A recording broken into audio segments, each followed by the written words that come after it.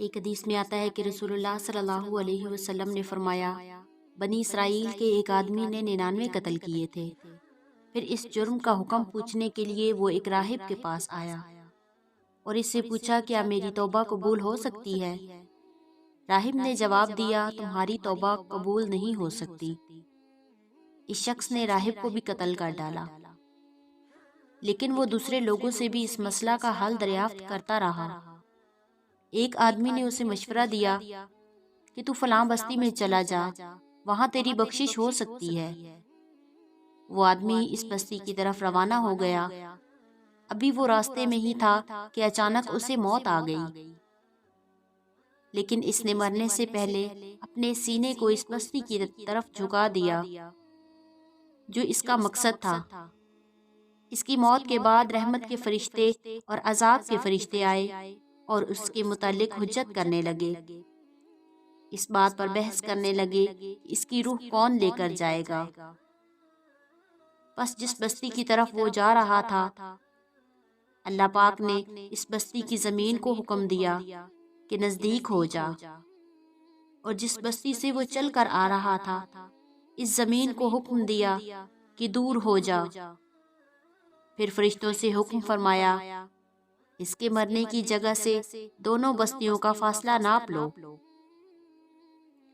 فوجد الی ہذہ اقرب بشبر فغفر لہ، تو وہ اس بستی کی طرف ایک بالشت نزدیک نکلا جس کی طرف وہ توبہ کے ارادے سے نکلا تھا، اسی لیے اس کی مغفرت فرما دی گئی۔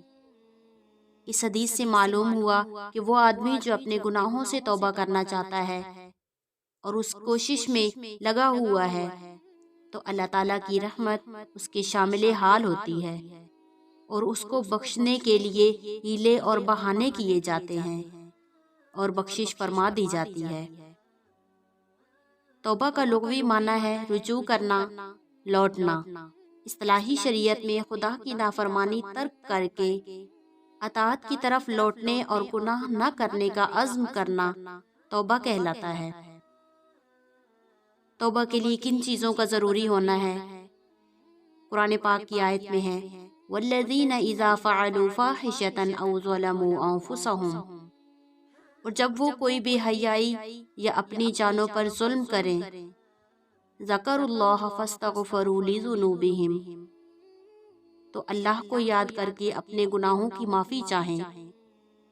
وَمَن يَغْفِرُ الذُّنُوبَ إِلَّا اللَّهُ، اور کون معاف کرنے والا ہے گناہوں کو سوائے اللہ پاک کے۔ وَلَمْ يُصِرُّوا عَلَى مَا فَعَلُوا وَهُمْ يَعْلَمُونَ، اور اپنے کیے پر جان بوجھ کر اڑ نہ جائیں۔ توبہ کے لیے جن چیزوں کی ضرورت ہے، اپنے گناہوں کا اعتراف کرنا، گناہ چھوڑنے کا پورا ارادہ کرنا، اپنے گناہوں پر شرمندہ ہونا، حقوق العباد کے تحت بندوں کے حقوق کو ادا کرنا، جیسے کسی کا مال لیا ہو اس کو واپس کرنا، یا کسی پر ظلم کیا ہو تو اس سے معافی مانگنا، رب کریم کی بارگاہ میں ندامت کے آنسو بہانا۔ جب آسمان سے پانی برستا ہے تو زمین پر پھول کھلتے ہیں، اور جب تمہاری آنکھوں سے آنسو بہتے ہیں تو رب تعالی رحمت برساتے ہیں۔ دعا ضرور کرے گا قبول رب کریم، تمہاری آنکھوں میں لیکن نمی ضروری ہے۔ اللہ پاک عمل کی توفیق دے، واللہ اعلم۔